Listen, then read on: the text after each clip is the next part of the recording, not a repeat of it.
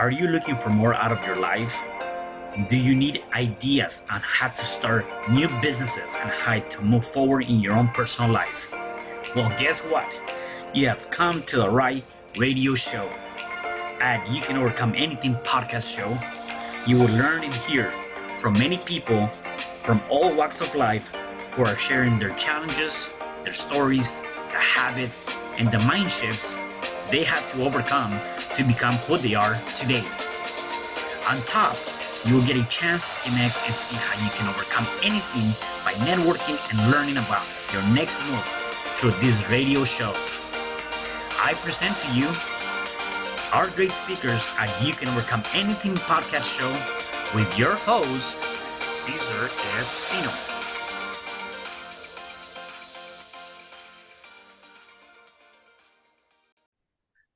Hello there, and welcome back to another episode of You Can Overcome Anything podcast show. It is your host, CesarRespino, and today I have a special guest.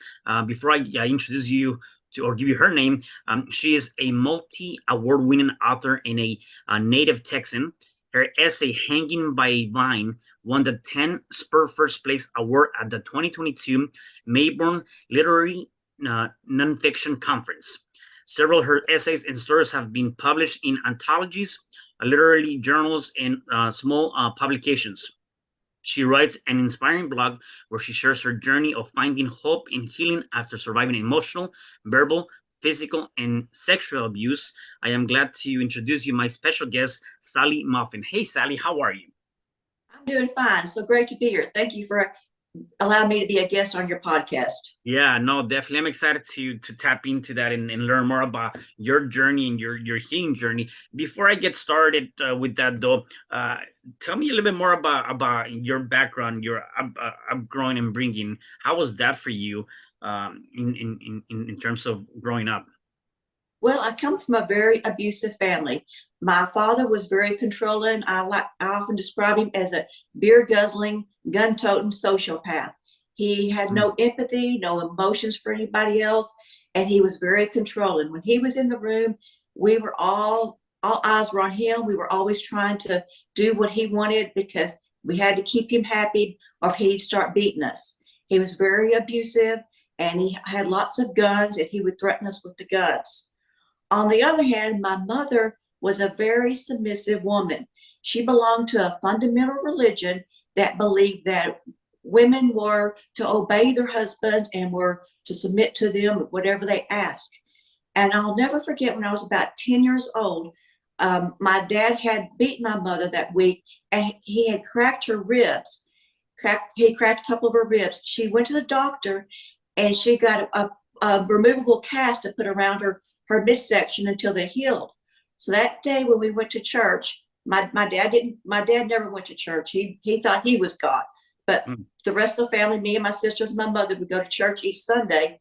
And when we went to church, she asked to speak to the pastor. So after church, she goes into his study to talk to him about, to tell him what had happened and ask him for guidance on what to do. And he told her it was God's will for her to stay with my father. Wow. That if she left him, that she would go to hell and be kicked out of the church. And he gave her a bunch of Bible verses, and he told her that her job was to save my father's soul and to get him to come to church. And that was that. I mean, she was to stay with him regardless of what he did. Now, when I went to church, I had a very arrogant Sunday school teacher who would see the bruises on me, and he would scold me for being disobedient to my father. He told me that I had to do whatever my father said, even if it was wrong. He said, doesn't matter. You're a girl, and girls are to submit and obey the male authority over their lives. And my father was the head of my life. He was the male authority over my life.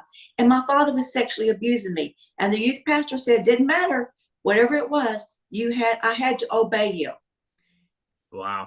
Let me ask you this, so was this in Texas, or what was this at? Yes. Oh, this was in Texas. Yes, wow. This was Texas. So I would assume that really from the time that you came to this world, that's really when this was already taking place, right? You kind of were brought into this kind of society, right? Because when I think of that and just hearing you say those things, like again, just thinking about it, is like you've been brought into the society where not only the church, the school system, the neighbors, whatever, everybody's like, we're all on the same page in terms of, no, that's kind of normal. Like, you gotta just, buy into it. And Yes, it was mainly the church. I mean, the like, people that lived around us, the neighborhood we lived in, they were normal people. But when you belong to a church like that, we were holier than them. We were special. We were doing the right thing. They were worldly. They were going to hell. We were going to heaven. So there was that separation where it fed your ego.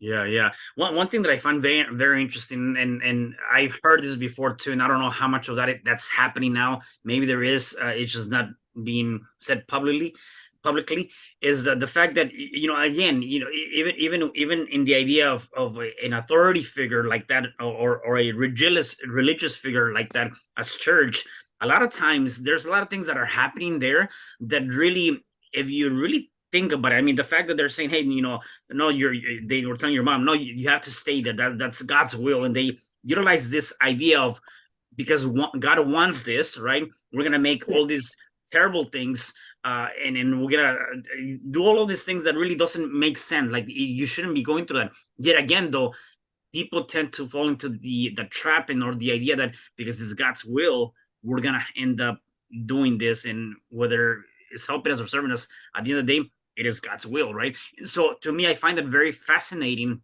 that there's still things such as that taking place, and a lot of times people don't do nothing about it, right? Yes. Well, there was this slim chance that if you were perfect, you did everything perfect, and you were completely obedient, that God might swoop down from heaven on his white horse and rescue you. So there was always that promise of maybe, just maybe, God will rescue you. So there was always that hope of that to happen. So Yeah. that kept us going. Yeah, no, I bet. I guess I'm always curious too. Like, I mean, how do people or priests or people at church get away with this kind of stuff, right? And then at which point do the society, or the people of the church, right, speak up and say, you know what? No, we gotta do something different. Same thing, like similar to when you're going to school and you have all these bruises and the teacher's not doing anything about it. It's like, again, at which point do they start thinking like, this is not normal? Like, we have to do something, right? I don't know if obviously with your experience, if that ever took place with those people.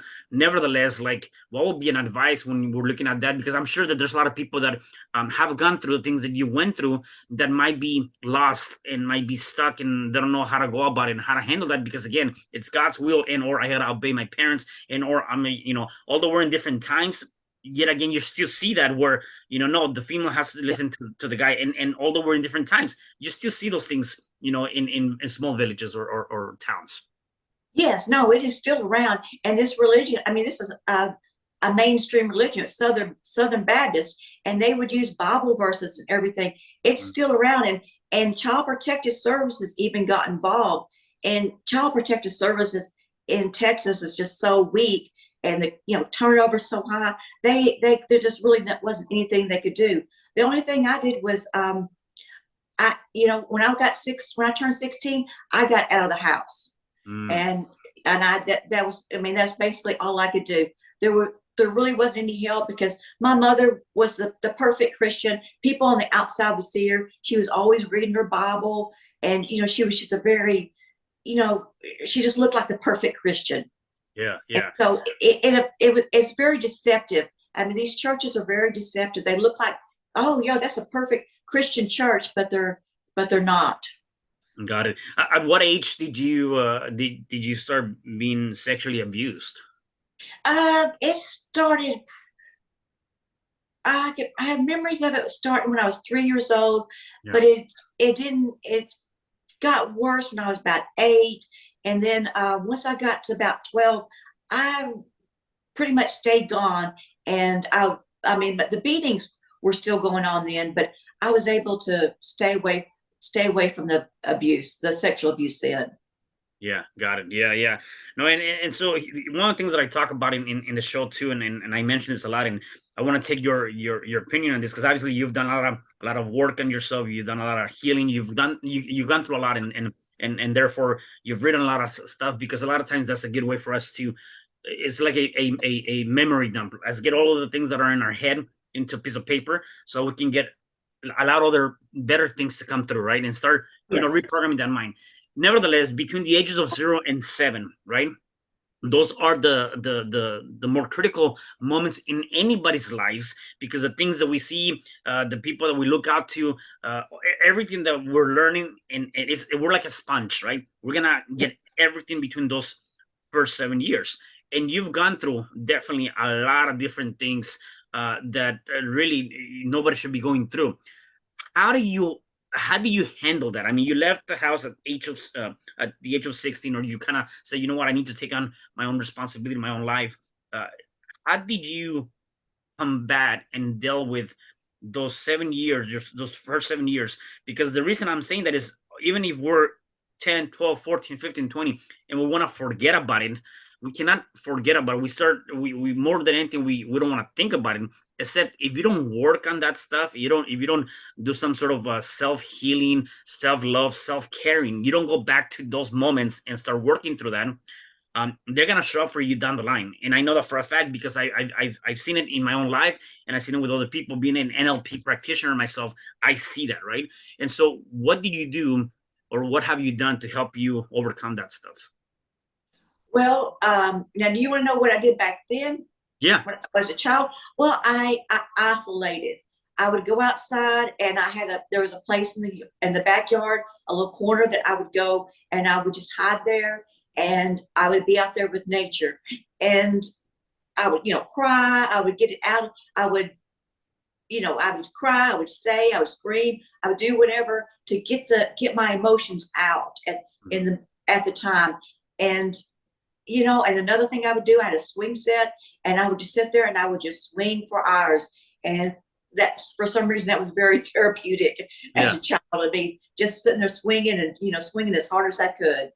Yeah. Well, and again, just like even similar, like now, I think you gotta stay busy, do something, go out into the nature. I think at that age, obviously, it kind of took away those worries. It took away that maybe that fear. You felt comfortable in that space, right? Because again, a lot Yeah. of times when you're dealing with, very abusive family or all these different things, you want to be in a place where you are you, where you can kind of forget about everything else and just kind of wandering into space, right? And I'm sure that's one of the things that you were doing. It was a coping mechanism to be able to do that. Let me ask you this. I know that, so you mentioned that at the age of 16, you ended up leaving, kind of, you say, I gotta, disappear, per se.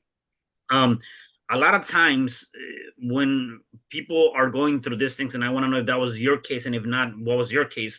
A lot of times when people are dealing with such things, because they don't have that sense of community or family, or the loving aspect in your own four walls, they go outside to try to find that. And sometimes they find that, or they confine themselves in gangs, drugs, a lot of different things that just takes you to the wrong path, in my opinion, right?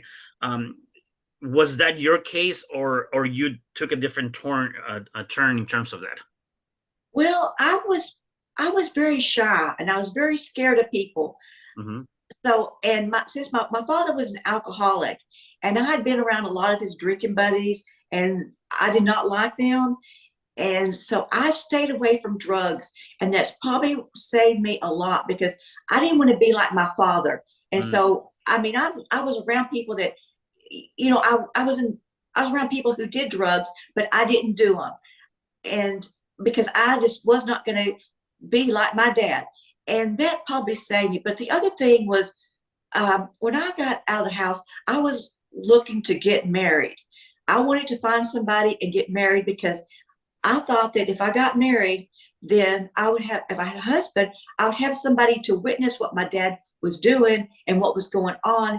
And I'd have somebody to say, hey, this is wrong. Because everybody I talked to, everybody I told would just act like, there's nothing going on, nothing going on. They would talk to my mother, and my mother would say, oh, there's nothing going wrong. She's just a disobedient child. It's just, a simple little normal fight between a daughter and her father, she would downplay it and act like everything was okay. So I said, I've got to get a witness. And the only way I knew how to do that was to get married or get a boyfriend. And I moved in with my husband when I was 17, and we were married 2 years later when I was 19. So I mean, that kept me from a lot of problems as in those teenage years.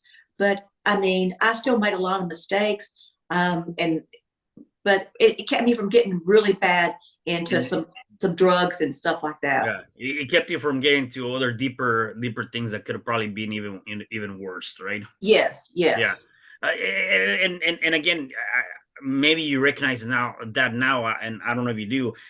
Again, I see this a lot. Is again, perhaps you were looking at, having somebody else to confide in and say, hey, they can see that what I'm going through is not right. I think more so too, probably a part of that was, again, you were missing that element of love and affection and someone to care for you, right? So obviously, being able to get into a relationship and moving that fast is because you were missing that at home.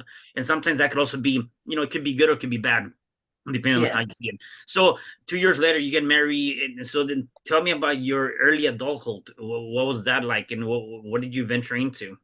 Well, I still isolated, but I also I struggled with depression. I was very, very depressed, and I had panic attacks. When I would go to the grocery store, I would sit out in the car for like 15, 20 minutes, just shaking, terrified to go inside because I was afraid I might see my dad in there or one of his drinking buddies or something, and then something would happen.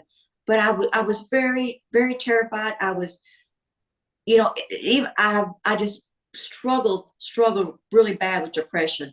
And even during this time, I had a daughter, I had a baby, had a daughter, and I worked on and off, but I would get jobs in these dark warehouses and work on assembly lines where I didn't have to see anybody because I didn't like to deal with people. I wanted to stay as far away from people as possible, and just kind of be by myself. Yeah. So that definitely made you more of an introvert, your whole experience versus an extrovert, right? Yes. I know that this is real, and I was actually just talking to somebody else yesterday.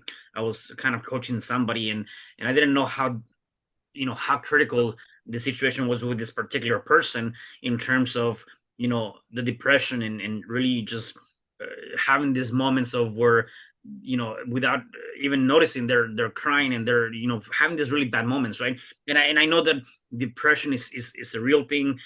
Panic attacks are real things. I didn't experience my first panic attack until I was probably 38. And then that's because my life just took a dump, right? And so sometimes we face those things and you got to figure out how to deal with them, right? And I also seen people that have taken their lives because of the fact that they just don't want to deal with it, whatever that might be, and they feel like that's the only way out. My question to you is, everybody kind of has a different way of dealing with that. Nevertheless, how do you deal with that, and what is your advice to those people that might be listening to this that might be going through depression, whether it's because they lost their job, their loved one, whatever that might be, the pandemic, whatever they want to, is getting them to that depressed state of mind. What did you do, and what is an advice that you can help them start practicing so they can start getting outside of that? Well, get some help. I mean, find a group, find a therapist, find something to do, find somewhere to go where you can get some help. Because I mean, I stayed the same. I kind of like just went through life until I made the decision to go and get help. I mean, and I didn't make that decision until things started getting really bad. Things started getting bad when I started, I had stuffed my feelings all my life. And all of a sudden they started coming out.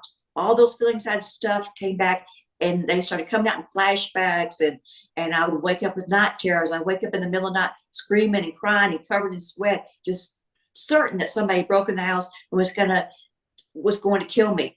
Mm-hmm. And I decided then, I mean, my life had just gotten unmanageable. I decided that I've got to get some help. And one of the first things I did was I stopped seeing my family. I stopped going around them because they were keeping me sick. And I think that's probably a good advice for anybody, is to stop going around the people that are making you sick and to get some help. and get some real help. And once I started getting help, I mean, I would try a group or whatever, and some of them didn't work. So I'd try another one, and just don't give up, but get some help. Yeah, and that's golden. The fact that that's golden. If you're going through something like that, the fact that you mentioned that, and a lot of people don't see that, and I like the idea of, you gotta stop being around the people that are hurting you, right? Yes. One thing to keep in mind is hurt people, and at the end of the day, it doesn't matter. And this is the most critical thing here, by the way. A lot of times people are saying, well, they're my blood, they're my mom, my dad, my brother, no, even so, and you're is a good example of that, where like, even if your family and they're blood related, your parents or whatever that might be, if they're hurting you, you got to be able to separate yourself from that mess, right? And then just let them go, right? And a lot of times people are afraid of that. So I think that's golden. People need to recognize and realize that when somebody's hurting you, hurt people. When somebody's hurting you, it doesn't matter if they're your family or not. You got to be able to start separating yourself from that, because believe me, that is going to bring tranquility, and it's going to bring peace of mind when you do that. And people don't realize that, because they feel like, I got to stay here because they're my family. No, you don't have to do that. No, they knew how to push my buttons. They knew how to put me right back to where I was a kid. They knew exactly what to say to me and how to treat me, so that I would just go back to acting like I was 5 years old again, and I'd be right back in that dysfunctional mess again. So I could not get better until I just cut them completely out of my life. Good. Yeah, good. So besides getting help, cutting those people out of your life, are there any exercises, anything that you did to kind of help you cope with when you were feeling depressed, cope with the fact that you're kind of getting a panic attack? What were some of the things that you did to help you with that? Well, I started journaling, and when I journal my feelings, and it did not make sense. It didn't matter that it didn't make sense. It worked, because it just getting it out on paper. And sometimes when I couldn't even journal, I would draw pictures. And another thing I did was did this in a group, but we had a bunch of magazines, and we cut out pictures, and we had these poster boards, and we just cut out pictures and whatever, and what we were feeling at the time and all, and then what we wanted to feel and stuff. And it sounds so simple, but it was very healing. It took me to go back to do some simple exercises to learn what I was feeling, and to get back to myself, and to get back to I don't want to use the word inner child, but that's kind of what it was. Mm-hmm. It's to get back to the basics, so that I could heal. Yeah, and again, that's huge too. And talking about that, I mean, yeah, because you miss out on so many things in your childhood. Getting back to that is what helped you kind of, again, get the creative side, right? Even with the pictures or drawing, or just, again, we talked about doing that memory dump, just putting stuff, like all these things. Like a lot of times we're holding so many things in our heads, and we got to be able to just put that into a paper. Believe me, it is very relieving when you do that, because you have all these things in your head, and then you put them down in a piece of paper, and you're gonna have a sense of relief, because you're allowing for those things that are not serving you to kind of get away from you, and allowing for something new to come through, right? And so again, those little exercises here and there, obviously there's other things that you can do. Meditating, breath work is also good, controlling your breath, especially when you're going through some sort of panic attack and things like that, is like being able to try to relax and just control that breath. And so there's so many different things. I definitely agree with Sallie. You definitely got to be able to go out and get more help and just do that. So obviously you start journaling. Is that where the idea or the desire came about for you to start writing books and journaling and being in anthologies and things like that? Is that where that came from? Yes. I enjoyed journaling so much that after I started, my mental health improved and I got a little better. I decided to start writing short stories. I decided to write about some of the events that I had experienced with my father. And I wrote about 200 little slice of life stories about being around him. I mean, one of them was like when on Saturday nights, we'd be out there in East Texas, and he'd be driving around these little country roads, and I'd ride on top of the car, and he saw no problem with letting his daughter ride on top of the car, on the roof of the car. And I continued to do that until a couple of times I got scared because the branches were too low. So I wrote about that. I wrote about my dad liked to use the family dog for target practice. So I wrote about the time we went to the town dump with the dog, and the dog's just out there sniffing garbage, and my dad picks up his gun and shoots the dog. And so I started writing about those, and I did this for like 4 years. I edited them and I revised them, and I thought they were pretty good. So I put them out there. I joined a large online writing community, and I entered some in some contests. And I lost all the contests, and the reviews for the writing were horrible. Nobody liked the stuff. So I came to a point where I had experienced some more pain. I could either stay there and just give up writing altogether, which was something I found was I enjoyed quite a bit, and I really felt a connection to it, or I could figure out a way to work through this. And so it was very hard because, whenever I felt pain before, I think pain meant run the other way.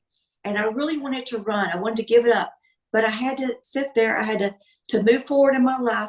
I had to feel the pain of the rejections. I had to feel the pain of the criticism and move forward. And it was a very hard time, but what I did was I would take the criticisms, and I learned how to glean the littlest bit of wisdom from the harshest criticism. Yeah. And I would sit there and I would ask myself these 3 questions. I had to be honest with myself, but I would ask myself, is there any truth to what they're saying? Is there the littlest bit of truth to what they are saying? And then I would say, how can I improve what I'm doing? And what will I do different next time? And once I started doing this, I saw that the reason why I got all these harsh criticisms wasn't because I was a bad person or because I was no good or something was wrong with me. It's because I hadn't learned the craft of writing. So I went back and I attended writing classes. I went to workshops and I started studying books. And then I got a little better. I started getting better, and I started going to writing conferences. And that's about the time I got a call that my dad was dying. My abusive father was dying. And since I had done so much work on myself, and I was in recovery, and I was, on a path of recovery, I was able to go back there and be with him while he died. And it was a good time. It was a learning time. It was a time of growing, and I was able to work through more stuff. So after I finished that, I go to one of my conferences, and I'm talking to one of my writing friends, and I'm telling her the story of my dad dying. And she goes, that's what you need to write. That's the essay you need to write. So I go back home, and I did, and I write it. And it's an essay titled Water Wheels. And I entered it into a contest, and it won the Rico Family Partners Award for Excellence in Literary Nonfiction. And that was the first award I'd ever won. Nice. First thing I'd ever won, first recognition I ever had. And I was just so excited about it. I mean, it really was exciting. Something good had finally happened to me. But a side benefit I found was that people would come up to me after they had read it, and they said, oh, I loved your essay. It helped me deal with my parents. It helped, my dad wasn't near as bad as your dad. So if you could do it, I could do it too. They found hope in it. And that was something I'd never even thought about. I never thought that my pain could provide hope to other people. Yeah. And it was a whole new way of looking at writing. Yeah. And that's when I began to experiment with kind of taking my abusive past and showing how I had recovered from it. And people seem to like that. Yeah. No, I got to tell you, and that by itself is a different lesson too. Just going through all of that, one of the things that I have here from my notes is, and I like what you said, is don't stay stuck in your pain, work through it and move forward. And I definitely agree with that. It's like the pain is going to be there regardless. And so the best thing you can do, as you mentioned, is kind of work through it, and don't just go through it.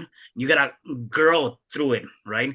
And so that's one thing that I would tell people is don't just go through the pain. You gotta grow through the pain by learning, by working, by creating something. And then oftentimes, I also believe that from a pain, a purpose is born. In this case, for you went through a lot of pain. and all of this, except now your pain became a purpose to be able to share your stories, to be able to talk about the things you went through, how you dealt with them, and be able to utilize that example, that pain, to help other people move forward, right? And so again, there's many different things here that we're talking about, and people that are listening and watching this, you got to be able to realize and recognize that, you know, even on the down moments and the painful moments, there's an opportunity, and that opportunity is going to be up to you. It's going to be up to what you do about it. Not is what is happening to you. What is it that you're going to do about that situation, right?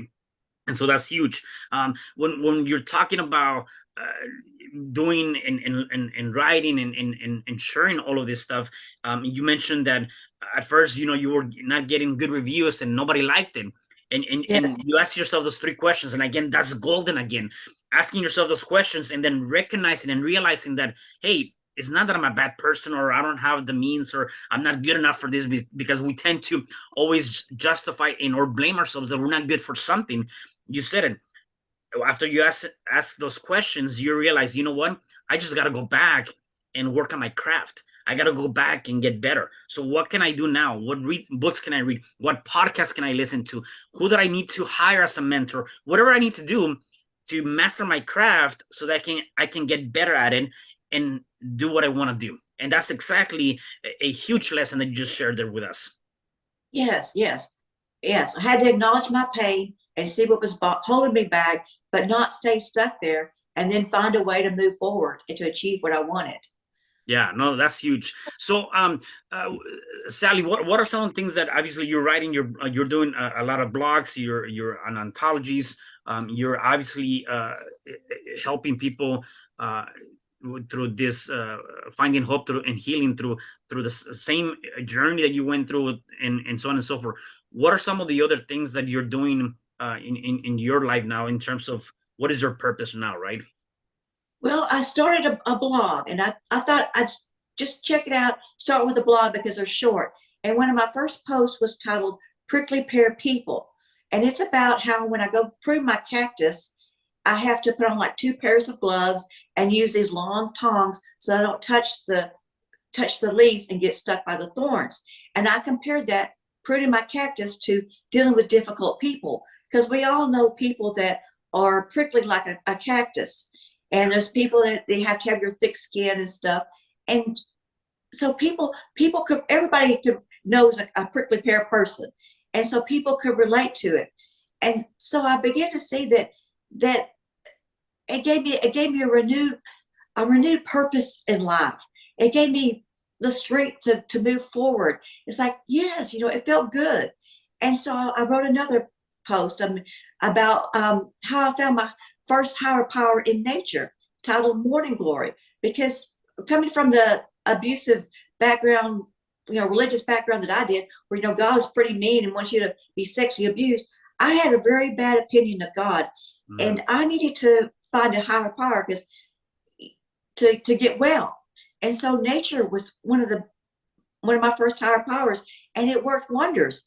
I mean, the more I wrote, the healthier I got. And so I was writing these short blogs, and they were being well received. So I decided to go and write an essay length one. And I wrote one titled Hanging by a Vine, which is about how I broke free from my past. And I realized that I wasn't gonna live a life like my father. And that one won the first place Ten Spurs Award this past October. We published in September of this year. So this gives me a reason to wake up in the morning. I have a renewed purpose. I have a joy. It's just, it feels so much better now, waking up and knowing that I feel good about myself. Yeah, and that's huge. That's definitely huge. And then when you find that joy, that the thing that you enjoy so much, and you're waking up to see another day and say, I want to do this, and I this is exactly my purpose. That's where we all have to fight for it and seek for it to be able to find that. So no, that's huge. Sallie, if people wanted to connect with you, where can they find you? Well, they can go to my website. It's www.salliemoffitt.com, and Sallie is Sallie, and Moffitt is Moffitt. Okay, good. And sign up for my newsletter. Yeah, no, definitely. We'll definitely do that. So, Sallie, obviously you've gone through a lot of work, a lot of healing, a lot of stuff, and you've given us a lot of great nuggets and a lot of great things. What do you do now? Like on a day-to-day basis, are there any habits, any rituals, any things that you do besides blogging, obviously, because you're in journaling, because you do a lot of that? Is there anything else that you do on a day-to-day basis to kind of help you stay in this healthy, positive state of mind and just kind of pushing forward? Oh, yes, absolutely. Growing up in a dysfunctional home, I learned all the bad habits. I learned how not to do things. So I had to basically reprogram my mind. And one of the first things I had to do is to stop playing the blame game. I had to stop, first off, I had to stop blaming myself for the abuse and for the bad things that had happened to me. And I had to stop blaming myself for other people's bad behavior. My parents behaved badly, and that's on them. That reflects them, not me. And if something goes wrong in my life, I have to take responsibility for it. I can't be blaming people or things for what goes on in my life. And another thing is I had to stop beating myself up for my mistakes. Just because I failed doesn't mean I'm a failure.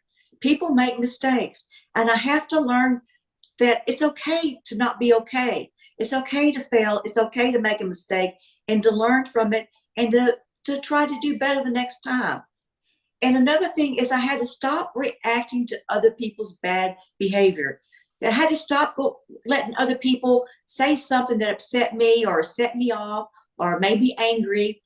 And I had to take responsibility for my reactions, because I'm only responsible for me.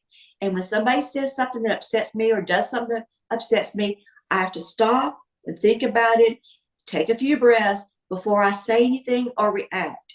And that way it keeps me a lot more peaceful and makes things a lot easier on me. And another thing is I had to replace my negative thoughts with positive thoughts. In the past, I get up in the morning and first thing I do is take a shower. I would get up in the shower and I would start thinking about all the stuff that was wrong with me, all the stuff I did wrong the day before, all the bad things that were going to happen to me. And by the time I got out of the shower, I'd just be in tears and I'd be crying. Well, I had to stop that. And now when I get in the shower, I think I have a list of affirmations. I say, I am a good person.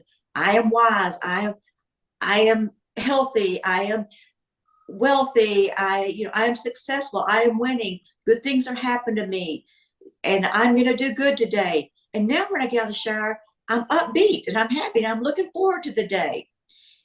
And something that I am working on is taking care of myself.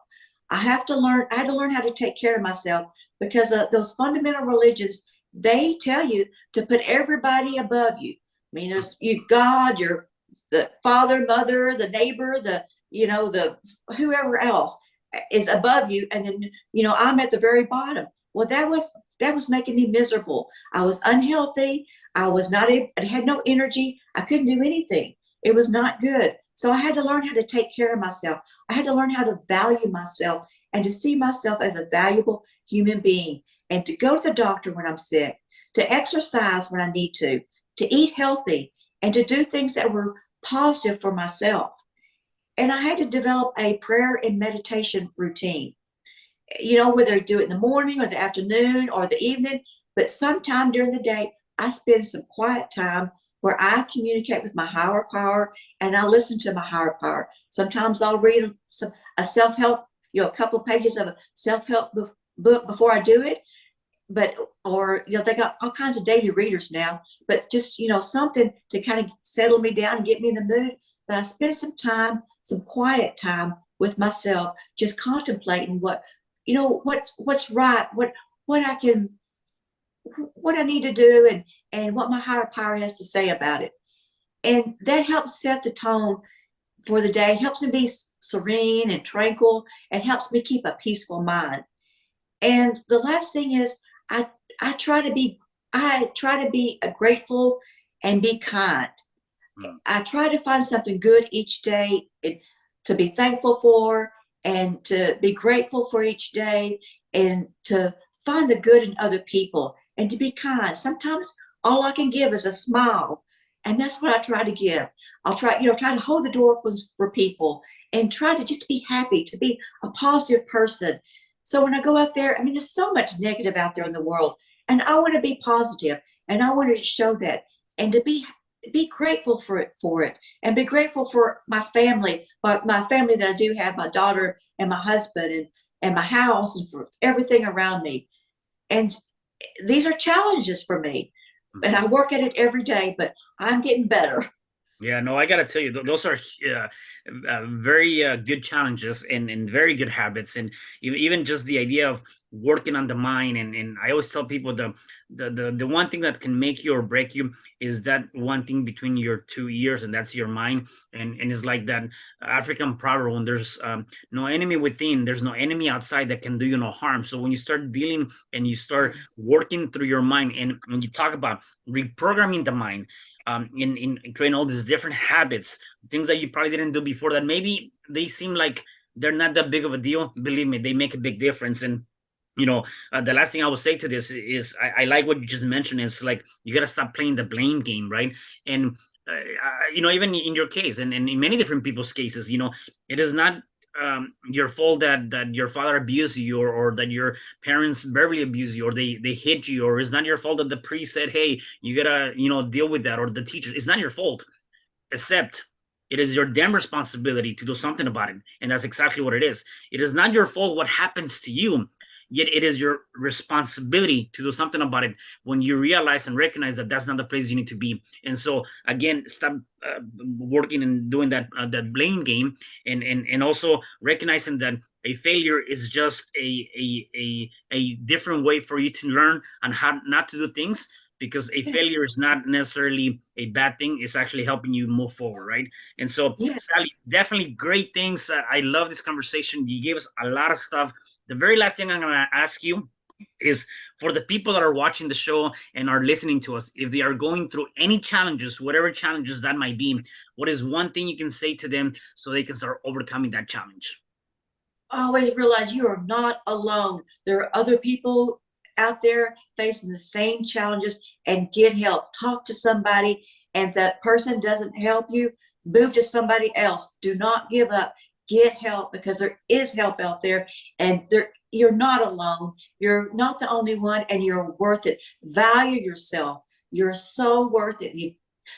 I mean, when I was in the mess, I did not realize how valuable I was. I had to get out to see my beauty, and it is, everybody's beautiful, and we have to get out of the mud to see it.